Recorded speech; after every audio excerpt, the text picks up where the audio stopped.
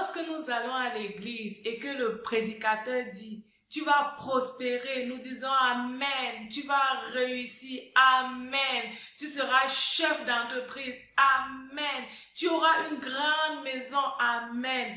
Oui, toutes ces déclarations sont réelles, c'est dans la parole de Dieu. La Bible nous appelle à prospérer. La Bible dit que nous sommes les héritiers de Christ.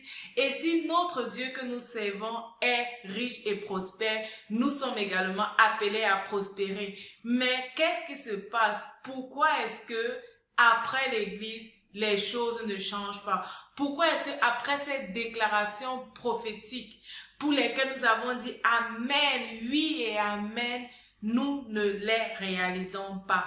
Dans cette vidéo, je partage avec toi les choses que tu dois mettre de côté si tu veux réellement voir cette vie de prospérité être ton partage.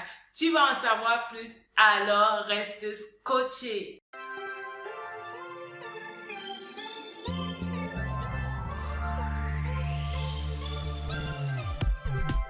Salut, bienvenue à cette nouvelle émission, bienvenue à quelques minutes d'encouragement. Je suis Myriam Tapso, je suis ta motivatrice spirituelle en ligne. Sur cette chaîne, je partage avec toi les trucs et les astuces qui vont te permettre en tant que chrétien sur cette terre de vivre réellement une vie épanouie. Alors, si tu es là pour la première fois, n'hésite pas à t'abonner et à cliquer sur la cloche de notification plus bas pour recevoir les nouvelles informations lorsque je publie une vidéo de motivation sur cette chaîne. Lorsque nous allons à l'église et que le pasteur commence à prêcher, nous aimons ces parties-là, les déclarations prophétiques sur nos vies. Tu vas réussir, amen. Tu seras prospère, amen. Je te vois dans une maison, dans une grande maison, je te vois en train de rouler une grosse voiture. Nous disons amen, amen, amen. Mais qu'est-ce qui se passe? Pourquoi est-ce que le corps de Christ n'est pas prospère matériellement? Pourquoi est-ce que nous n'arrivons pas réellement à voir ces choses se réaliser? Je ne veux pas dire que ça ne se réalise pas pour tout le monde, mais pour la majorité des personnes, ces choses ne se réalisent pas. Tu en conviens avec moi, tu es toi-même chrétien, tu connais les chrétiens. Quel est le niveau de ta vie actuellement? Qu'est-ce qui se passe? Est-ce que tu es réellement prospère comme la parole de Dieu dit que tu dois être prospère? Partage avec moi en commentaire ton histoire et les prophéties que tu as eues dans le domaine de la prospérité qui se sont déjà réalisées. Alors, c'est clair que la parole de Dieu ne ment pas, ok? Dieu ne ment pas, Dieu ne se repent pas de ses bénédictions. Ce qu'il a dit pour toi va s'accomplir. Alors, si Dieu a réellement dit, et la Bible le dit, que tu dois être prospère, ça veut dire que tu es appelé à être prospère, tu dois être prospère. La prospérité, c'est ton partage. Mais pour réellement vivre dans cette prospérité-là, il y a certains éléments que tu dois mettre de côté. Il y a certaines choses que tu fais actuellement que tu dois absolument mettre de côté si tu veux entrer dans cette prospérité qui est ton partage. Allons à l'origine, lorsque Dieu crée Adam et Ève et qu'il les place dans le jardin, Dieu a placé Adam et Ève dans le jardin pour cultiver le jardin, ok? Pour cultiver le jardin de Dieu, il avait créé tout. Il avait mis beaucoup de choses et Adam et Ève pouvaient vivre réellement, croiser les bras, regarder, manger les fruits, boire de l'eau, sans toutefois cultiver parce que tout était là. Mais Dieu les a dit de cultiver. Dieu les a dit de travailler dans ce jardin d'Éden. Nous nous rendons compte que beaucoup de chrétiens sont paresseux. Il faut m'excuser, mais peut-être c'est ton cas. Beaucoup de chrétiens sont paresseux. Nous aimons prier, ok? J'aime aussi la prière et je t'encourage réellement à prier aussi sur cette chaîne. Nous aimons prier, mais nous n'aimons pas fournir les efforts. Nous croyons que tout va nous tomber du ciel. Dieu va ordonner que la chose se réalise et la chose va se réaliser. Dieu va venir faire même pour nous, ok? La prospérité, c'est ton partage, mais Dieu te met en garde également contre la paresse. Dans La Bible te met également en garde contre la paresse. Je t'invite à lire Proverbe 10 au verset 4. Tu vas comprendre réellement que la Bible te met en garde contre la paresse. Donc ça, c'est la première chose que tu dois réellement mettre de côté. Tu dois mettre la paresse de côté. Ne pas passer ton temps à dormir. Ne pas croire que les choses vont se faire d'elles-mêmes. Ok, Dieu t'a donné les mains, c'est pour travailler, les pieds pour marcher, aller chercher, aller prendre en possession cet héritage qu'il a réservé pour toi. Donc, tu dois mettre de côté réellement la paresse. Commence à te discipliner. N'aime pas le sommeil. Attention au sommeil. N'aime pas le sommeil parce que le sommeil réellement va te conduire dans cet engrenage de paresse. La première chose que tu dois mettre de côté, si tu veux réellement prospérer et si tu veux voir réellement toutes les bénédictions qui sont en partage, tel que la Bible le dit, tu dois mettre de côté la paresse. La deuxième chose que tu vas mettre de côté et que je partage aujourd'hui avec toi, c'est l'envie. L'envie t'éloigne des desseins de Dieu pour toi. L'envie t'éloigne du plan que Dieu a réservé pour toi et pour ta vie future, pour ta famille. En quoi consiste l'envie? En fait, quelqu'un qui est envieux, c'est quelqu'un qui regarde ce que les autres ont et souhaite avoir ces choses. Il ne souhaite pas avoir ces choses parce qu'il a mis, mais il se met dans un comportement de quelqu'un même qui n'est pas content du fait que une autre personne ait ces choses. Ok? Imagine un peu ton frère chrétien avec qui tu vas à l'église, avec qui tu pries tous les jours, s'est acheté une nouvelle voiture, une très belle voiture, ok?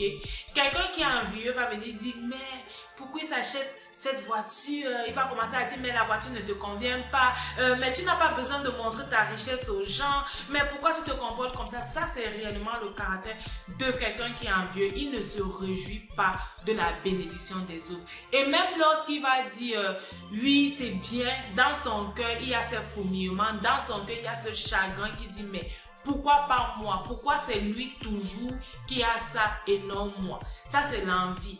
Tu es unique et Dieu a prévu des choses uniques pour toi, des choses spécifiques qui passent avec toi et qui vont t'amener dans cette direction qu'il a prévue pour toi. Donc, mets l'envie de côté. Réjouis-toi avec les autres, ok? Réjouis-toi de la bénédiction des autres. Glorifie Dieu pour ce qu'il fait dans la vie des autres et attends-toi à quelque chose de spécial, de formidable dans ta vie parce que c'est ton partage. Il va le faire pour toi. Donc, mets l'envie de côté, ok? La troisième chose que tu vas mettre de côté, ce sont les excès. Les excès, la gourmandise, les excès de dépenses. Excès de dépenses, excès de dépenses. Je ne sais pas si je parle à quelqu'un aujourd'hui. Excès de dépenses. Pour peu que l'argent est dans ta main, tu vas dépenser. Tu te rappelles toujours à ce que tu n'as pas. Tu te rappelles de ce que tu n'as pas. Tu te rappelles toujours de ce que tu vas acheter. Et même pour tes dépenses, tu n'as pas un plan. Un nouveau sac vient de sortir, tu as le sac. Un nouveau téléphone, tu achètes le téléphone.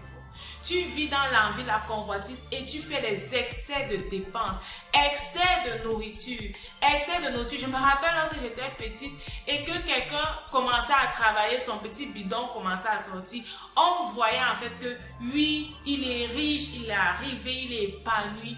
Oui, mais dans ce petit bidon, ok, il y a également les excès. Si dans ton bidon, c'est vrai qu'il y a les gens qui ont le vent, c'est naturel, mais il y en a qui ce sont vraiment les excès. Ok, excès de nourriture, excès de poids, excès de sommeil, excès de dépenses. Discipline-toi dans tes dépenses. Discipline-toi dans ce que tu fais. Si tu fais des excès, tu ne pourras pas réussir. Tu ne pourras pas réellement être épanoui et tu ne pourras pas réellement être prospère. Dieu te donne, c'est pour que tu cultives, c'est pour que tu arranges et c'est pour que tu utilises pour toi et aussi pour les autres, pas pour que tu gaspilles. Il ne te donne pas une bénédiction pour que tu la gaspilles. Et le fait de cultiver ça sera quoi? Ça sera d'amasser, de faire des réserves pour l'avenir. Et faire les réserves pour l'avenir va te permettre d'avoir toujours ce dont tu as besoin pour vivre. évite les excès. Si tu es une fille ou un homme qui dépense trop, commence à te mettre de la discipline. L'argent peut rester dans ton porte-monnaie, l'argent peut rester dans ton compte, l'argent peut rester dans ta caisse, ok? Tu n'as pas besoin de toujours tout dépenser ce qu'on te donne, de toujours tout dépenser ce que tu reçois. Tu n'as pas besoin de toujours manger à l'excès, tu n'as pas besoin de toujours avoir tout ce qui est dans le marché, tout ce qui est nouvellement sorti, tout ce qui est bien ou bien tout ce que les autres ont, ok? Tu as besoin d'avoir ce dont tu as besoin pour le moment. Alors la quatrième chose que tu dois absolument mettre de côté si tu veux être prospère, c'est l'orgueil. C'est l'orgueil. La Bible te dit, et je vais te mettre les versets en commentaire ou plus bas, sur le bas de la vidéo, je te mets les versets. Dieu fait grâce aux hommes. Il résiste aux orgueilleux. Cesse d'être orgueilleux. Cesse de croire que tu connais tout, tu es au-dessus de tout, on ne peut rien te dire. Prends l'attitude du serviteur. Sois humble et Dieu va réellement accomplir ses bénédictions et ses promesses-là pour toi. Il y a certaines choses que jusqu'ici Dieu ne t'a pas donné parce qu'il sait que s'il te donne ça, là, même la foi, tu dois perdre. Tu dois laisser la foi parce que ta vie était placée sur ces choses-là. Dieu ne te donne pas encore ces choses. Il veut travailler ton caractère, il veut travailler ton humilité. Laisse l'orgueil, sois humble, aspire à l'humilité et tu vas réellement voir comment est-ce que Dieu va t'amener vers cette prospérité. Tu vas réussir, tu vas prospérer. Tu es une personne qui fait la différence dans cette génération. Mets de côté ces 4 choses que je t'ai dit, la paresse, l'envie, les excès et l'orgueil. Alors tu vas voir comment ta vie va commencer à prendre une autre direction. Et cette direction-là, en fait, que tu aimerais que ta vie prenne. Rappelle-toi, ta vie c'est un don de Dieu et la façon dont tu la vis, c'est un don que tu fais à Dieu. Que Dieu te bénisse et on se dit à la prochaine pour quelques minutes d'encouragement. Porte-toi bien. Bye bye.